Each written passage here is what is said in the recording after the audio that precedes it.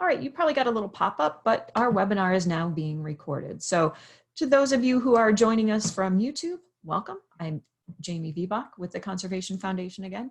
Just to continue on here, if you have a question, please use the Q&A box. That lets everybody else see your question. It also makes it easier for me to find them all. On Thursday's webinar, we had almost 500 people in the room and the chat was kind of flying and I wasn't even able to get in there to see the comments. So if you put them in that Q&A box, makes it a whole lot easier for me to go right straight down the list and answer all of those for you. And for your safety, you should only be able to see what I post in the chat, but in case I missed a setting or something, don't click links other than what I might post there. These webinars are offered to the public for free. However, we do encourage you to consider a donation or membership. The more people we have attending, the more it costs us to run them. So at the end of the webinar, you're going to be taken to our website. There's a little link up in the corner there to make a donation or become a member. So there's also a ton of other information on that website. So I really do encourage you to take a look, see what you can find on there because there's really, really tons of good stuff in there. So upcoming webinars, as I said, ever since we started working from home, I've been doing webinars on Mondays and Thursdays at 1 o'clock. Thursdays is going to be really interesting. I will be welcoming a couple of guest hosts, actually, because we'll be talking about Fox River dams. Should we live with them and can we live without them? So Trish Beckjord from the Conservation Foundation is going to be helping with that one. And even though it's about the Fox River, anywhere, if you live anywhere that is affected or impacted by a dam, this would be really good information for you as well. So definitely make sure to check that out. Next Monday, we're welcoming another special guest, Andy from Hitchcock Design Group is going to be talking about nature-based play. Should be really fun. He does a lot of designing nature-themed playgrounds. And so he's done a lot of research into children and playing out in nature. And so that one should be really fun too. And as a special treat, outside of our usual webinar series, tomorrow at 6 o'clock, Tuesday, May 19th, we're going to be having another guest host, and that's going to be Kelsey Shaw from Possibility Place talking about landscaping with native plants.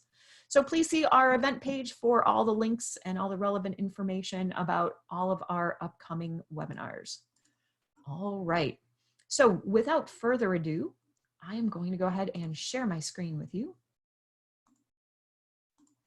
So now you should be able to see my ponds and pollinators. And we'll go ahead and start that there.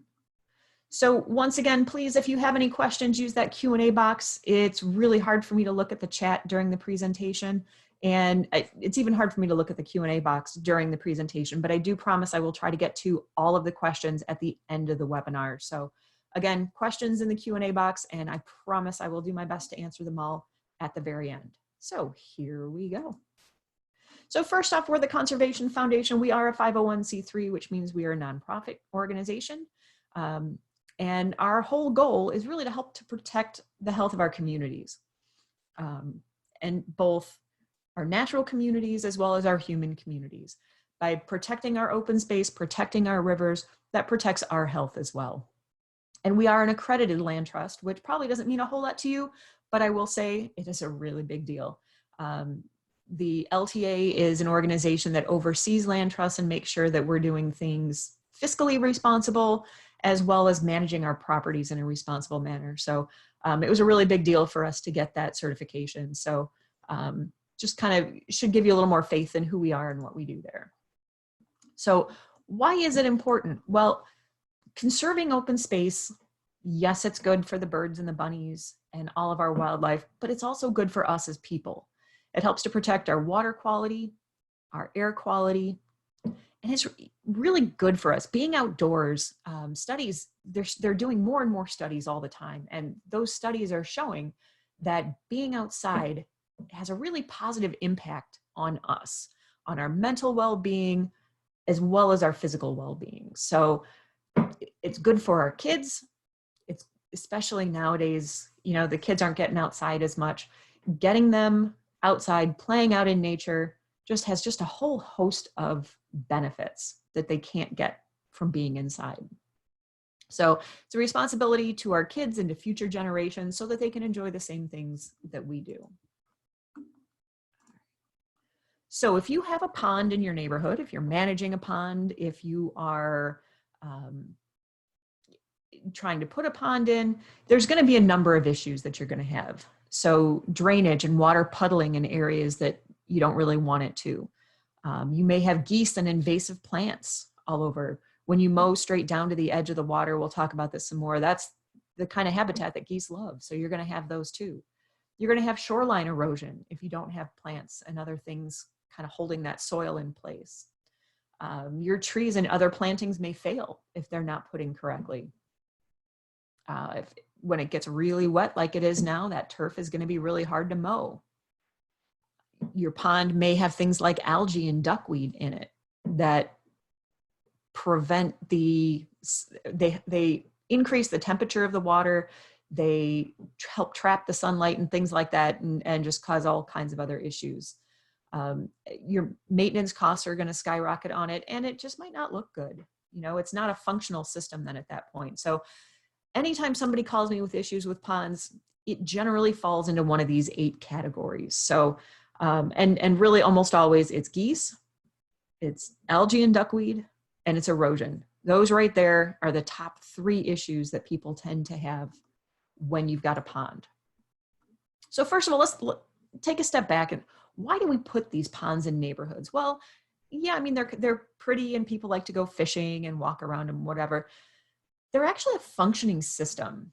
So they're put in to handle stormwater, to help filter out the erosion, the things that we put on our lawns and in our yards to help keep our lawns look nice. Those things frequently wash out and they wash off that grass and go into our waterways. So these ponds actually act as sort of a holding tank so that sediment and things like that can settle out and hopefully get filtered out of the water before that water eventually enters our waterways. They go into a stream or a river or something along those lines. So we've got these ponds set up to help to protect our bigger waterways. And that's really what they are. So it's a functioning thing and it's got a real purpose. And so it's up to us as those who monitor and manage these ponds to help to keep that water as clean as possible before it goes further into the watershed. So a pond is not a swimming pool.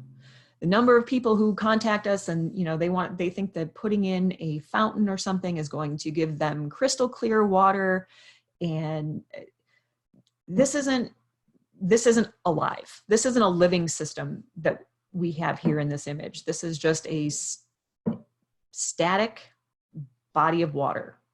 So none of the biological systems that a pond is supposed to have, none of that's going to go on here. So it is not a swimming pool. It's also not a lake. Our ponds are generally too shallow to really maintain the way that you would hope to maintain the shoreline of a lake or a much larger body of water. It's also not a golf course, right?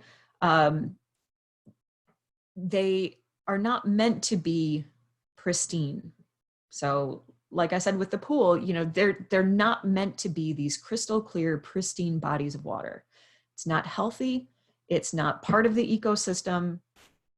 It's like a lawn. From a biologic standpoint, it's kind of inert, not doing anything. Whereas the neighborhood ponds actually have a function and are trying to accomplish something. So what does a healthy pond look like?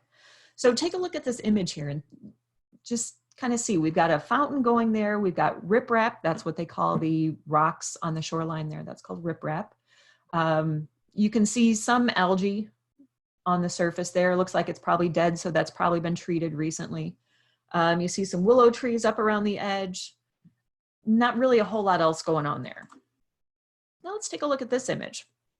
Even though we don't have a fountain in there, we notice there's not a whole lot of algae on the surface of the water.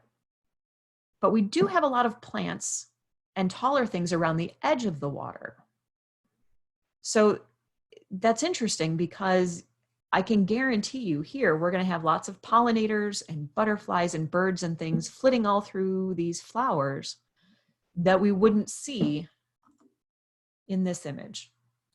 So we really need to stop and think about changing our own mindset about what a healthy pond actually looks like. So many people were raised on the idea of this golf course-esque thing that they think that's what they should be shooting for, when in reality, that may not be the best option. So I always talk a lot about native plants, and the reason for that is there are many reasons. First of all, it's 50 to 60% less costly in the long run than turf. Native plants are from this area. They're used to our conditions. They're used to our very wet springs, our hot, dry summers, our cold winters. They have long root systems that I'll show you in a minute that are made to take that and be okay. Turf, on the other hand, most people don't realize the Kentucky bluegrass that we have in our yard, or whatever kind of grass it is that you've got in your yard, actually not native, not even native to Kentucky. It's actually native to the Midwest, not to the Midwest, the Middle East, sorry. It's native to the Middle East, which makes sense when you think the soil conditions there is basically sandy soils. So when you have sandy soils, you need a real shallow net-like root system to kind of hold yourself in place. That's not what we have here. At least here in the Chicago area, I was digging in my yard over the weekend. It is clay. It is heavy, dense clay. Our native plants are okay with that. Turf grass really isn't. And that's why we have to amend it so much. We have to put down fertilizers all the time. We have to water it constantly in the summertime. We have to mow it constantly. We've got to do all of this stuff to take care of it, to try and fool it into thinking it's at home when it's not. Our native plants, on the other hand, they're like, no, I got this, we're good.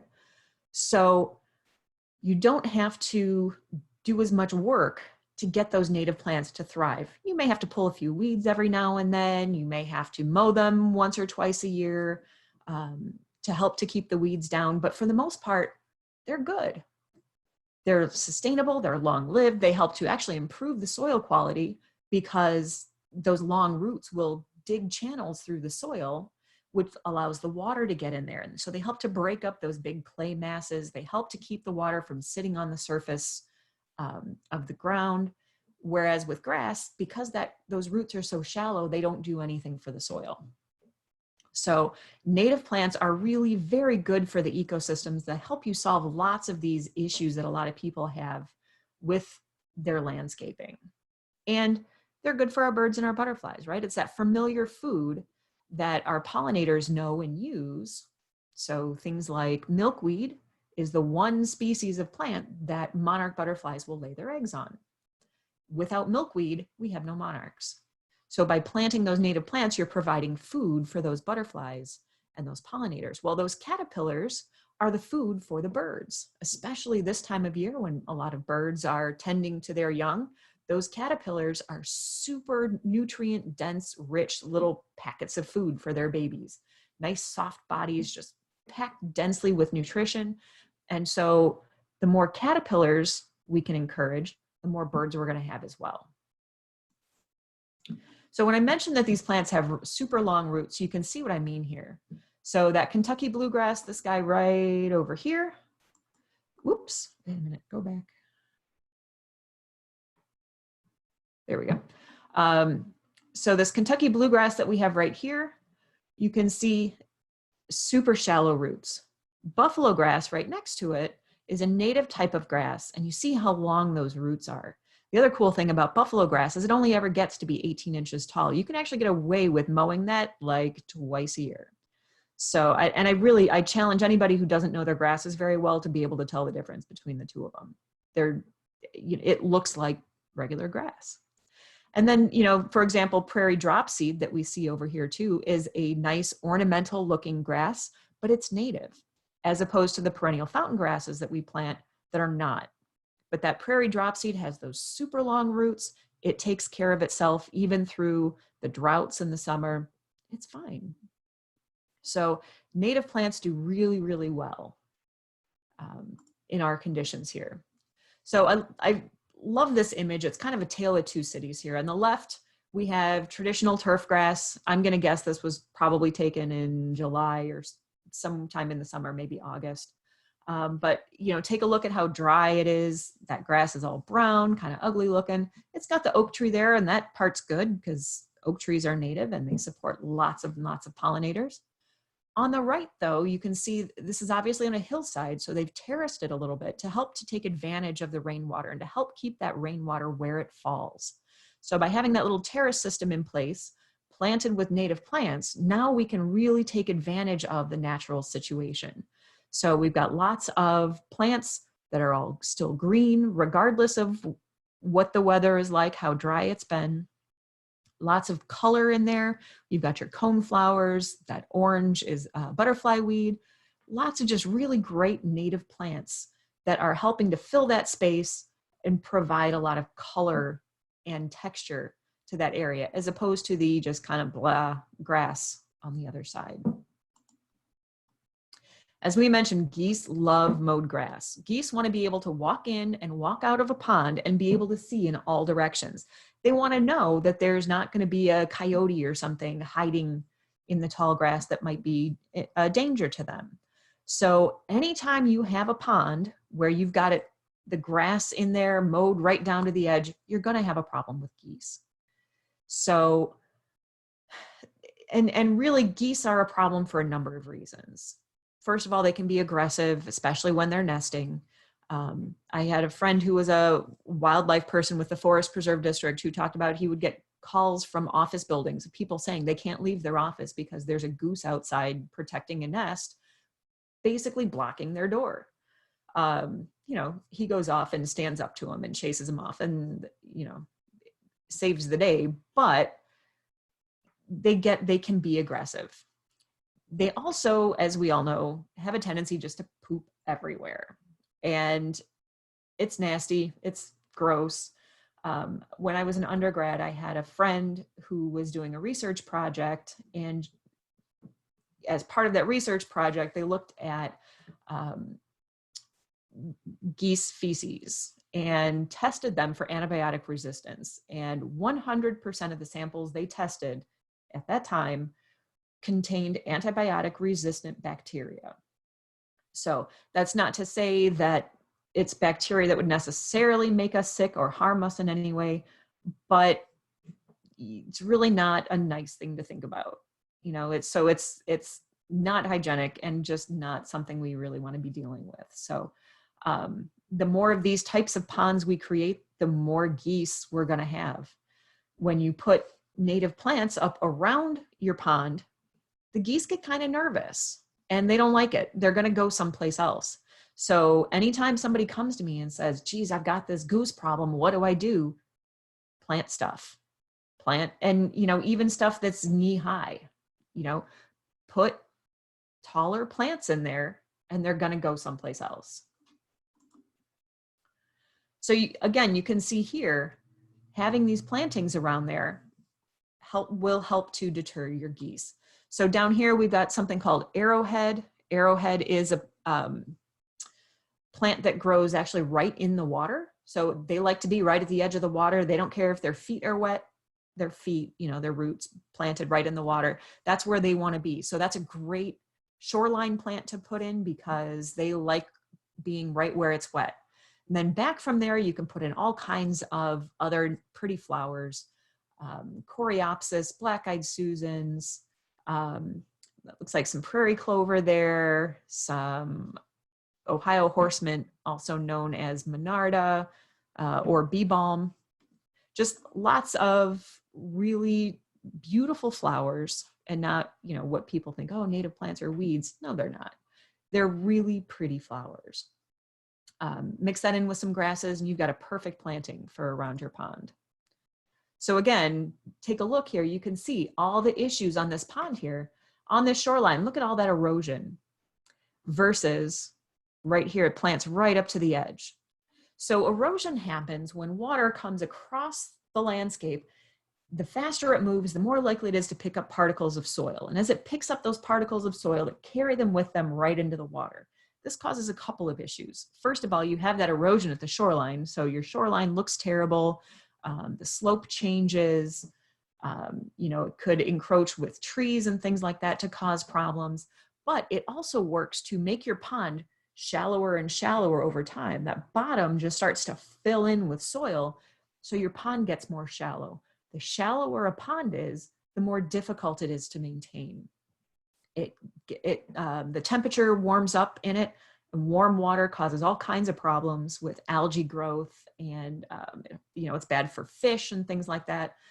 So a lot of times these ponds just aren't even put in right in the first place. And so they're put in wrong, they're too shallow. The shoreline, the slope on the shoreline is wrong. All of these issues just kind of compound each other, and then you end up with all of these problems.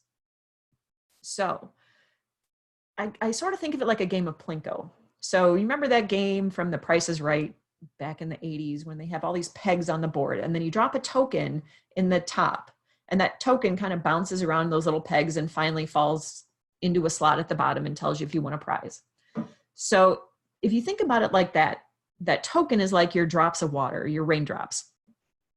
If you just have grass planted, there's really nothing to get in the way of that, that raindrop. So that raindrop is going to sheet across the surface. The grass is really short, it just doesn't do a whole lot. So the water is going to flow right across the surface of that, right into the pond very quickly. It's like playing Plinko, only there's no pegs in your board, dropping that token straight down. When you have native plants planted along your shoreline, now you have that full Plinko board. So as that drop of water is going down the landscape, it's bouncing off of this plant, and then bouncing off of this plant, and then bouncing off of this plant. Every time it bounces, it loses a little bit of energy. So it slows down. It gives the water a chance to absorb into the ground, so it doesn't even reach the pond in the first place. But it also keeps it from causing that erosion issue. Also, the plants have those deep, long roots that help to hold the soil in place as well. So also, as those raindrops are sheeting across your lawn, they're picking up any herbicides that you put down on your lawn or pesticides. They're picking up any fertilizers that you've put down there, especially if you fertilize at the wrong time. If you fertilize right before it's going to rain, all of that fertilizer is going to be collected in the rain and just be washed right into the waterways. So you're going to have lots of issues that way as well. So having things planted along your shoreline really helps to improve the quality of your pond. It also means less mowing. So we all know how hard it is to mow, especially right after it rained in a spot that gets wet frequently. Your mower gets stuck, it tears up the grass, so now you're left with a big muddy pit, things like that. I like using this image. This was a park district property, and the park district would have to bring their mowers out just to mow this little triangular stretch. This is where two trails came together. So we encourage them to plant in there. So I don't remember if the tree was there or not already, but they put in a group of native plants. So some grasses, you can see the coneflower in there. The white might be yarrow. Can't quite tell from here, but anyway, lots of different plants, lots of different pollinator-friendly plants in there. I guarantee you this little spot is going to be teeming with butterflies and other pollinators. So as people walk past or ride their bikes past, there's going to be a little bit more interest there. And the park district now doesn't have to mow it. So it actually saves them time and money because they don't have to worry about this little stretch anymore. They mow it, maybe once a year to help keep down the weeds, and that's it. So I'm not going to get too much into exactly what plants to use. So I've got these two links here, the Native Gardens website, that's off the Conservation Foundation's website. And so you can just go there and it's like for homeowners or something like that. But it talks about all different kinds of native gardens, from pollinator gardens to rain gardens, things like that. Lots of great plants that you can use in and around a pond. I also have the link here to our Bringing Nature Home brochure. I will throw this in the chat at the end of the webinar so that you can have a link to that as well. But for our friends who are watching later on YouTube, I wanted to make sure that they had a chance to see this as well. So I always throw this slide in here too, because one of the biggest questions I always get about native pollinators is, well, I'm allergic to bee stings, or my kids are allergic to bee stings. I don't want to put native plants in because I'm afraid of getting stung. Well, I'm here to tell you that you don't need to worry. Putting in a pollinator garden, helping out our pollinators, does not increase your chances of being stung, because our native bees are not interested in you. In some cases, like with our carpenter bee down there at the bottom, they're like big flying panda bears. They don't even have stingers. So some of our other native bees, though, even though they do have stingers, their stingers are like a fish hook. So they have that little barb on the end of it. So when they sting you, it actually rips out the back part of their abdomen. They're going to die. They know this.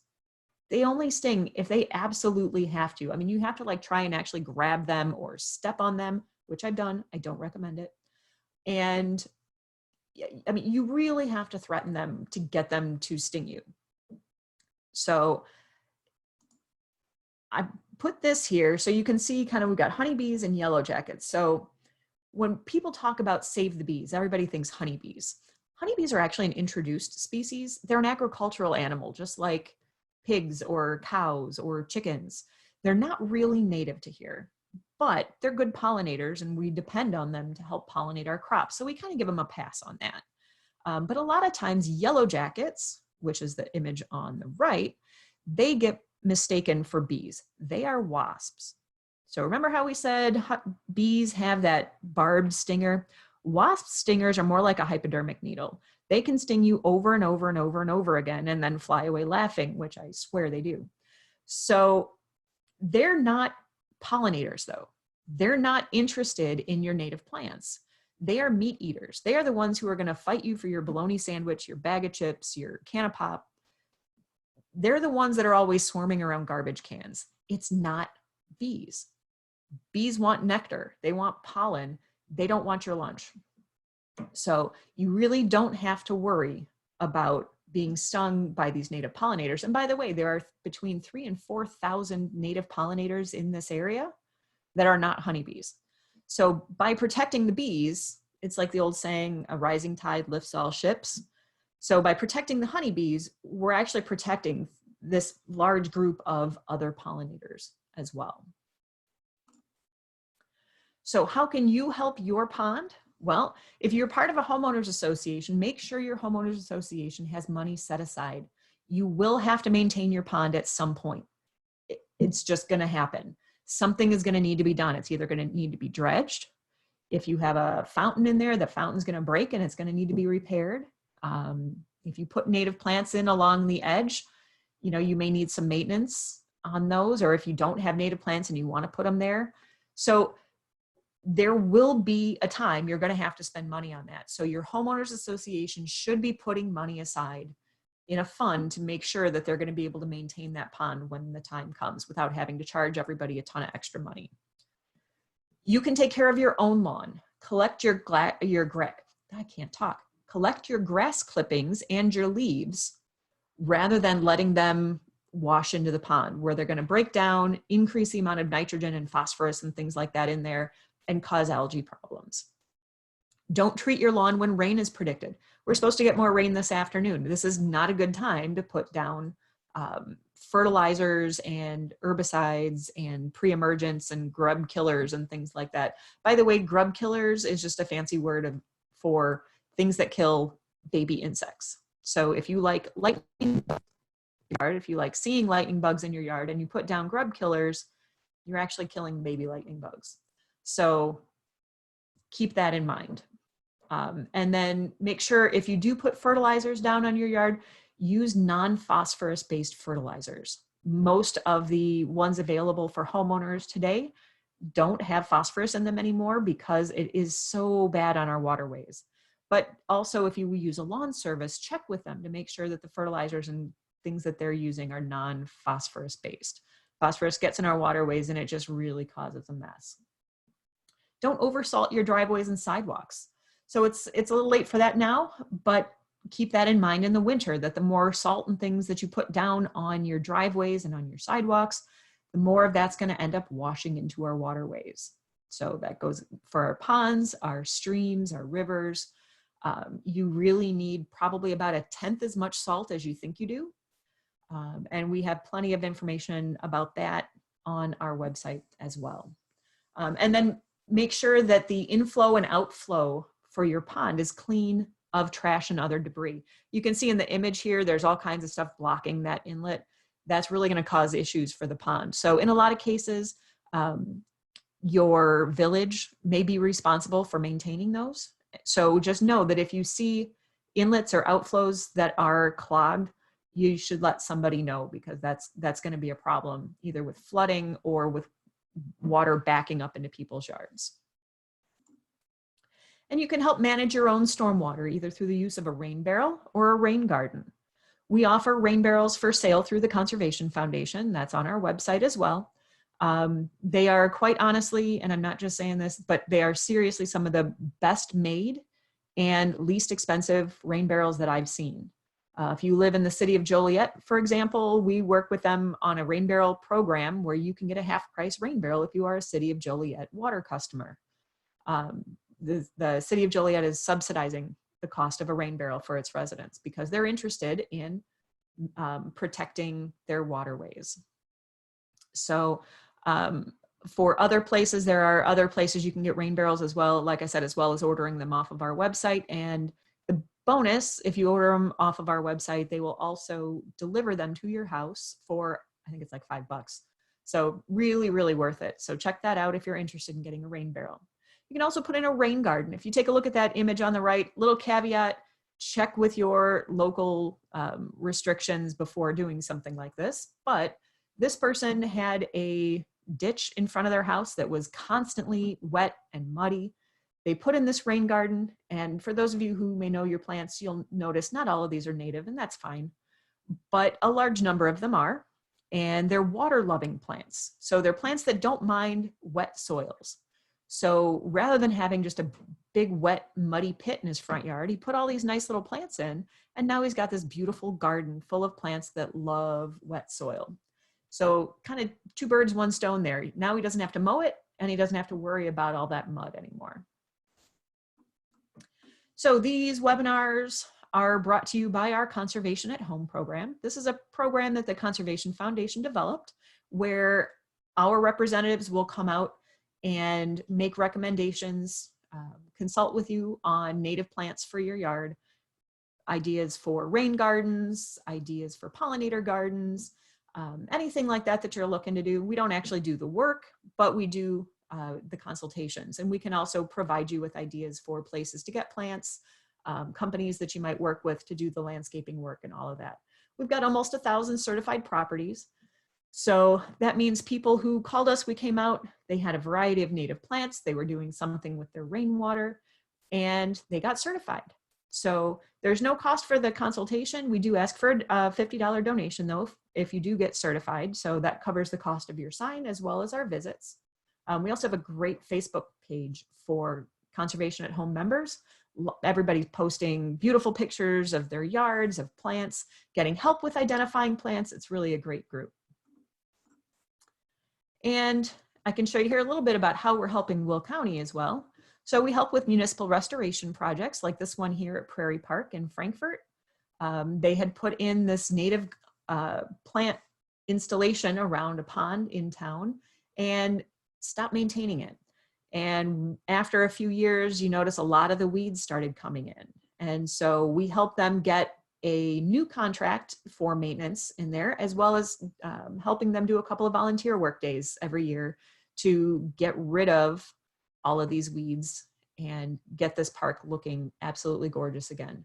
We also help homeowners associations take care of their ponds again, making recommendations for work, as well as helping to refer you to companies that can do the work, and then also consulting with residents to make better landscape decisions. If you are interested in helping or getting more involved with the Conservation Foundation, as I mentioned before, you can become a member. At the end of this webinar, you'll be taken to our website, and there's a nice big link up there at the top that shows you how to become a member. You can also get certified, so contact us to see, to set up a visit. Now, if you are in Kane, Kendall, DuPage, or Will counties, obviously we can, we've got somebody to help you there. If you are outside those 4 counties, we do have some franchisees. Send me an email and I can help connect you to the right people for that. You can also visit our McDonald farm in Naperville or our Dixon-Merst farm in Montgomery. Our McDonald farm in Naperville is a 60-acre farm, probably the last 60-acre farm left in Naperville. And we do farm it organically, and it's part of a shareholder program. So all of the crops that are raised there go to feed about 500 families every year. And we are unfortunately sold out of shares for this year. Both spring, main season, and late fall have all sold out. I think that's the first time that's happened, certainly the first time that's happened this early in the year. But if that's something you're interested in, keep that in mind for signing up this winter. And then our Dixon Merce Farm in Montgomery, they have all kinds of events out there every year. It's a historic farm, and so they're usually events revolving around farming and things like that. So come visit us, check us out. And at this point, I will go to the questions. I see I've got some sitting in the Q&A here. So let's see. Louisa says, my house backs up to what is described as a lake, but it's more likely a drainage puddle. I hear you on that. With permission of the city, I planted about 1/4 of an acre directly behind my house with native wildflowers. I don't like the cattails that grow naturally along the 6 feet down the grade at the edge of the lake. Is it safe to cut them down? Absolutely. Definitely, you can get rid of the cattails. Cattails, there are 2 species that grow here. One is a narrow-leaved and one is the broad-leaved, and one of them is invasive and the other one is native, and I can never remember which is which. I'm so sorry. But they are, either way, they are aggressive. So definitely it is okay to take those out. They can be hard to remove though, because they do, it's almost like a bulb plant in the ground. So I would dig them out if you can. Otherwise they do make, there are water safe herbicides you can use to very carefully wipe down each leaf to try and get rid of them. How do we organically rid the pond algae, slime, yuck? The best way, so the best thing you can do with algae is to prevent it in the first place. And algae loves nitrogen. So if you are putting fertilizers and things like that in your yard that are getting washed into the pond, that's going to increase the algae population. You're never going to get rid of it all, and you don't want to, because it is actually part of the food chain. It's fish eat it, it's part of the food chain. So you're not going to get rid of all of it. What you want to do is you want to prevent the overabundance of it. So again, prevention, an ounce of prevention is worth a pound of cure in this case. So by having those native plants along the edge, they'll help to soak up some of that excess nitrogen and things like that to keep it out of the pond in the first place. Where can you find buffalo grass locally, or is there a trusted online source? Great question, Catherine. I don't know of any place locally to find it. I got some recently. I'm actually trying an experiment in my backyard this year. I bought grass seed from Prairie Moon Nursery. It's an online nursery. I want to say they're out of Minnesota, but they do mail order. So you can order however many ounces of grass seed that you want to get, and they tell you what it covers. So Prairie Moon would be my recommendation for that. Let's see, Chris says, I've got several families of geese that live on my lake and always have their goslings at my house. Yeah, they're so cute. Those little babies are just so adorable. Is the system good for vernal pools as well? Yes. So for vernal pools, I would almost more suggest something like a rain garden. And we do have, I've done a webinar on rain gardens, and then we also have brochures on our website for rain gardens as well. You can plant those water-loving plants there around the edge, the things that like it really wet more in the middle. And yeah, they're good for that. So again, because they're native plants, they're used to those changing conditions. And so if they dry out for a little bit, they're going to be fine. Recommendation for where to buy native seeds. Thank you, Nicole. So for native plants in general, there are generally three places I recommend, because all 3 of them I know ship.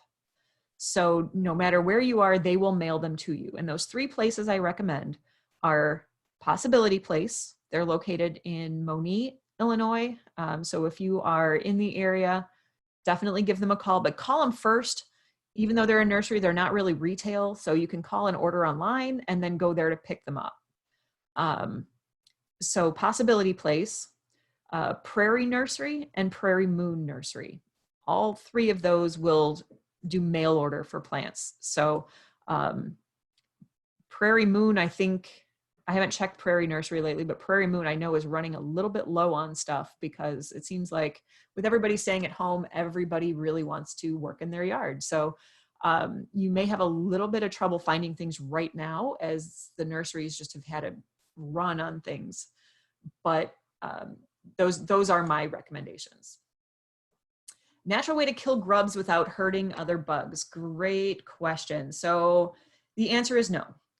If you are using an insecticide, whether it's organic or natural or whatever, the whole point is to kill things.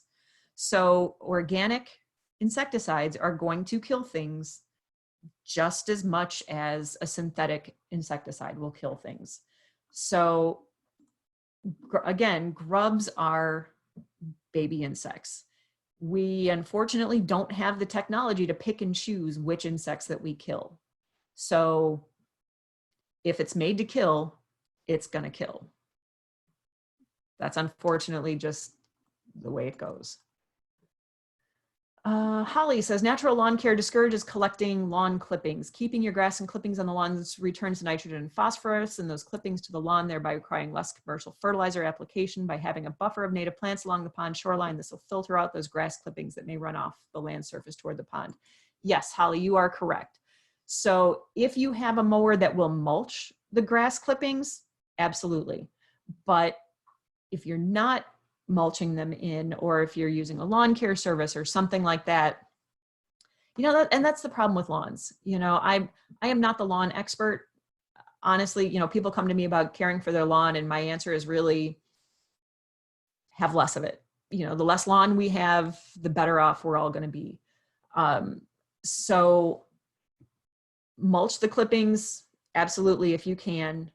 But the big thing is we don't want those grass clippings to end up in the water. So whatever you can do to keep them from ending up in the water, that's what you want to do.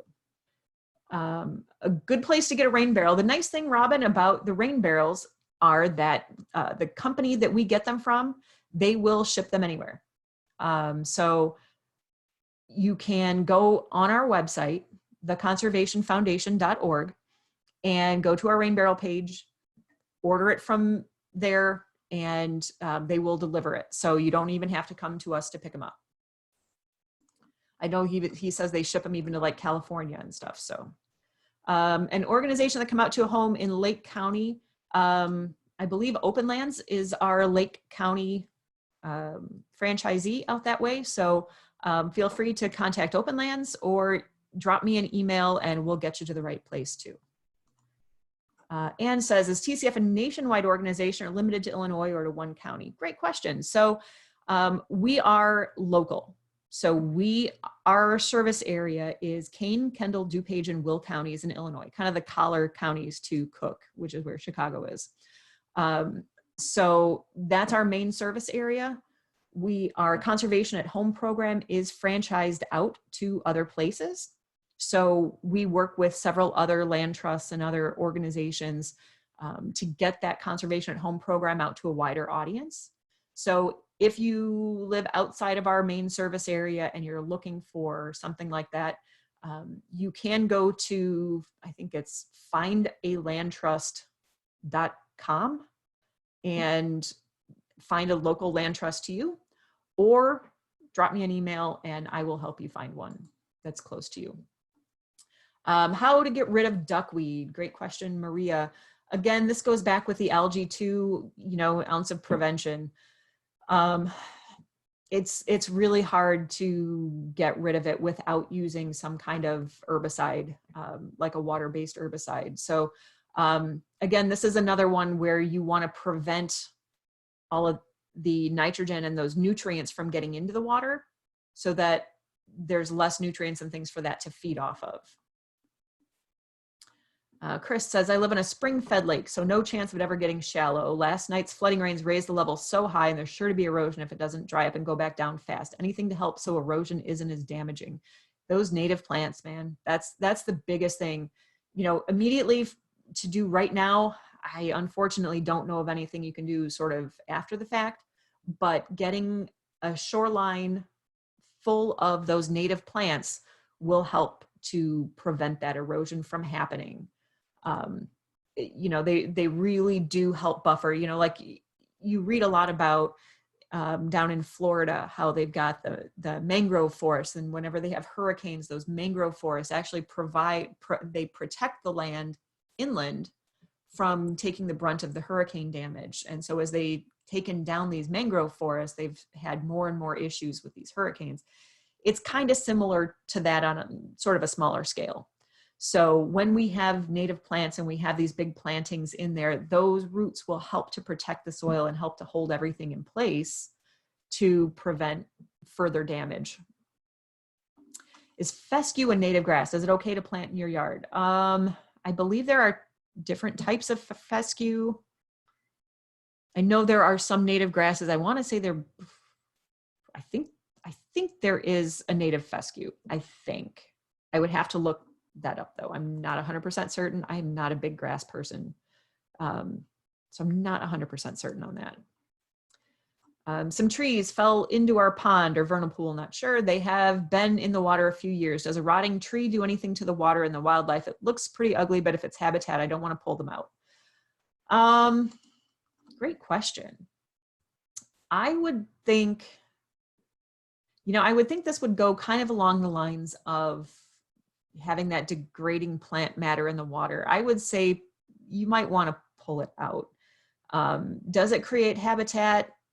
I mean, maybe in some cases, but a lot's going to depend on if it's impeding water flow in areas or, a lot would depend on what the whole purpose of this pond is. If it is a man-made pond whose purpose is to collect storm water, slowly siphon it off, it's probably not a great thing to have in the water. If it's out in the middle of the woods and it's one of those things that just kind of fills and empties as it rains, it's probably less of a big deal. So I'm gonna, I hate to waffle, but I'm gonna go with it depends on that one. Let's see, Bonnie says, but are those really native when you order from those nurseries? Yes. So those 3 nurseries that I mentioned, Possibility Place, Prairie Moon, and Prairie Nursery, all 3 of those deal in native plants. Possibility Place, especially, they're the ones I deal with the most because they're the closest one to me. I know they generally do not deal in cultivars. They are all about the wild type, and they don't spray them with insecticides. So, that's what you're really looking for. You want the wild type plants, and you want them that have not been treated with insecticides.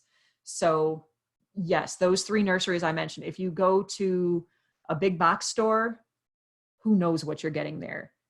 Probably going to be a nativar, and I can almost guarantee you they've been treated with an insecticide. So again, this is knowing where you're buying from and asking questions.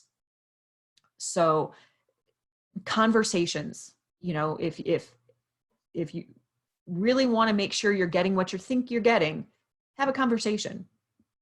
That said, if you ask the people at the big box stores, there's a good chance they're not going to know. But you want to call their supplier then. Call the nursery where those plants are grown and ask, do you treat? Do you treat with insecticides? See what they say. A good way to know if you have a nativar, a cultivar of a native plant as opposed to the wild type, when it lists out the name, is there some cutesy name like in parentheses next to it? You might see something that says butterfly weed, and then in parentheses, ice ballet. Well, that right there tells you it's a cultivar. So that ice ballet name or whatever, I can't even think of any of the other ones right now, but there's a lot of big ones. They'll change the color of the flower, they'll change the look of the flower, the size, it'll be a double flower, whatever. Then you have a cultivar. But those 3 nurseries I mentioned generally deal with the wild types. To kill grubs, encourage opossums in your yard. Yeah, that's a good one. Good point, Marianne. Possums are awesome at eating ticks, especially. I had a tick on me this weekend. Ticks make me irrationally angry. But yeah, opossums are great. They eat all of those little creepy crawly things that we don't like. So definitely don't mind those guys. Would buffalo grass deter grubs? Debbie, I'm not sure about that. I don't think so. I don't think it does anything to deter the grubs. I mean, it doesn't like attract them, but I don't know that it does anything to deter them either. Again, remember, grubs are our baby insects. That's, you know, most insects have a juvenile form that either lives in water or lives as a little grub in the ground. So I don't know. Holly says duckweed flourishes in high nitrogen water. Yeah, exactly. Again, that's why I said, you know, ounce of prevention is worth a pound of cure there, because if you can prevent those, that nitrogen and the phosphorus and things like that from getting into your water, you're going to have cleaner water overall. Nikki says, I'm trying to plant a swale so lots of water runs through. Any advice on how to plant or seed without the water pushing everything away? What I planted so far keeps getting the soil washed away. I know there are like seed mats that you can put over the top of it. Like if you see the landscape companies, whenever they put seed down, they put a blanket over the top with like straw and then like a mat or something over the top to help hold it in place. You might also think about, instead of just doing seed, doing a mix of seed and plugs. Getting the plugs in, they're a little bit more expensive, but they grow faster. So you might, like I said, it might cost a little bit more, but at the same time, you might have better luck getting them to root faster that way. Let's see, I planted native plants around the pond last year. Is there a time frame for how long it'll help clear up an overabundance of algae? I don't know that I can give you a strict timeline on that. You know, generally with plantings, we say it takes about 3 years for a planting to fill in and get full. So I would give it a couple of years for those plants to get big enough to where they can, you know, actually start to handle all of that. So you know, you're probably looking, you're looking at a little bit of time there, but it shouldn't be too long. Again, keep in mind, algae also likes warmer water. So if your pond is too shallow, that may be contributing to it as well. All right, Sandra says, I have duckweed in my garden pond. Should I take out the duckweed? No, I mean, not unless it forms that, you know, thick impenetrable mat. And when that happens, that means your water is a little stagnant. So by adding in something that'll stir up the water a little bit, that will help to clear out some of the duckweed as well. And again, that's only if it's forming that big thick mat. If you just have a little bit around the edges, it's fine. It feeds fish, it feeds, you know, some of the other things in there. So I wouldn't worry too much about it unless it gets to be too much. All right, let's move to the chat really quick. I see there's a couple of questions here. Stacy wants to know, does my area have a program like this in Southern Indiana? I don't know off the top of my head, but send me an email. I will look it up for you. Let's see, even if we never do a pond, great information to plant versus the ugly invasive ivy. Yeah, absolutely. Angie, not all of these flowers are full sun type flowers. If you look back in my webinar, my series of webinars on YouTube, I did a whole thing on shade loving plants. So if you've got shady areas in your yard, check out that webinar, because there are a lot of really great plants that you can put in the shade. Sedges, ferns, all really great things that are shade loving plants. Wild ginger is one of my favorites. So yeah, there are really plants to fit any condition. And that's just it, right? They're native plants. They're what are normally here. So any condition that we have here, there's a plant that will like it there. So, all right, I think that is all the questions answered. IndianaNativePlants.org. Okay, thanks, Holly. I'm in Michigan and planted natives all around my spring-fed pond. I'm struggling to find marginal or emergent plants near me. Bonnie, I mean, we probably have a lot of the same plants. So again, if you check out my webinar on rain gardens, you might find some other suggestions there. Definitely check with your local extension. They probably have some ideas and suggestions for that too. as well as any land trusts or even like the DNR. If you've got the Michigan DNR, might even have some suggestions for native plants for you there too. So pickerel weed here in Illinois anyway, pickerel weed, arrowhead, all of those are really good ones. So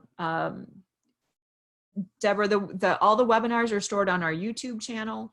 So I've put that in the chat. So if you go back in the chat, you should find the link to our YouTube channel. Otherwise, you can just go to YouTube and search the Conservation Foundation, find our channel, and you'll find all of our webinars there. So we've got all those.